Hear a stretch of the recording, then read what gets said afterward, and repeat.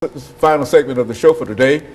We're talking to Pastor KWalker and Representative Brenda Gilmore from the Tennessee General Assembly, and the topic is the empowerment of the community politically. And Pastor Walker, let's see if we can pick up buying in on some of the information that Representative Gilmore gave us the last segment. Let's see if we can talk about the church in reference to getting people out to participate and understanding the importance of the suffrage now. Okay, well, let me first of all, let me weigh in on, because Representative Gilmore made a statement about the 15% of the people are voting, you know, and then, you know, if 15% of the people are voting now, and then you got all these voter suppression laws that are being implemented throughout the country, then that 15% will be diminished as well. So that's really scary right there, you know. So there really needs to be a lot of attention and a lot of focus placed upon what's going on with all these voter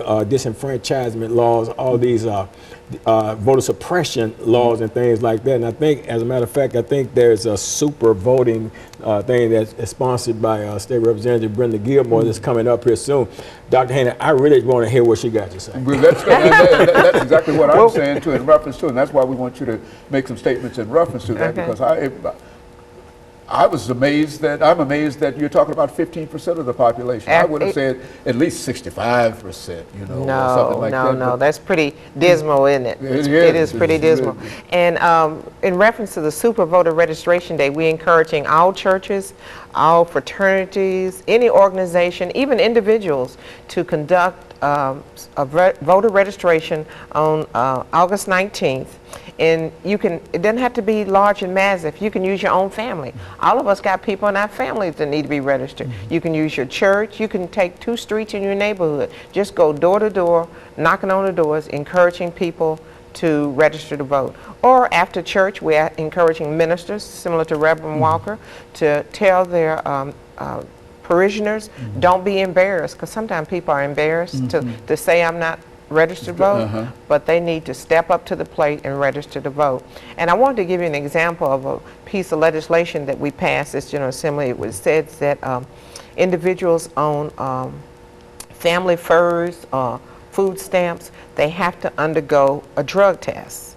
And when members of the legislature tried to encourage this sponsor not to do that, the comment that was made was that it polled well. And we were just taken back that someone would pass massive legislation like this just simply because it polled well. And and the similar legislation was passed in Florida, and the legislators had to pull it back. One, because it's costly to actually drug test somebody. And what they found that was people who are taking on welfare or food stamp or family first wasn't any more prone to use drugs than the general population. It was such a small percentage. It was something like 2% of the people who were actually taking drugs. And that should send a message to us that those people need help.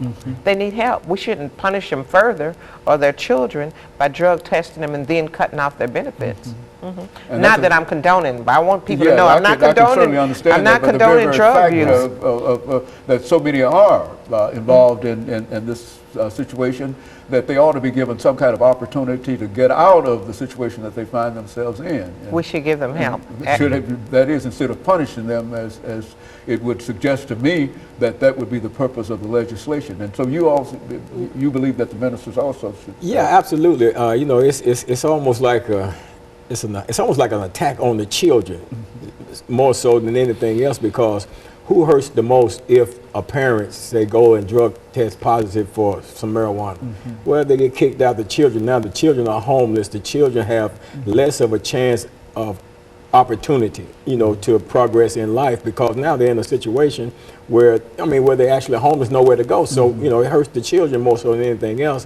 It's almost like a backdoor type of situation in my thinking, you know. It's kind of like I'm grooming you now. I'm going to groom these children now for the prison system, because we know mass incarceration in the United States of America is a reality. We imprison more of our citizens than any other country, you know. So, and you know, whatever we can do to feed that process, you know, but to hear a legislature say that, you know, I'm introducing this bill because it polls well in my community, and it makes my numbers look better. And, you know, it looks better.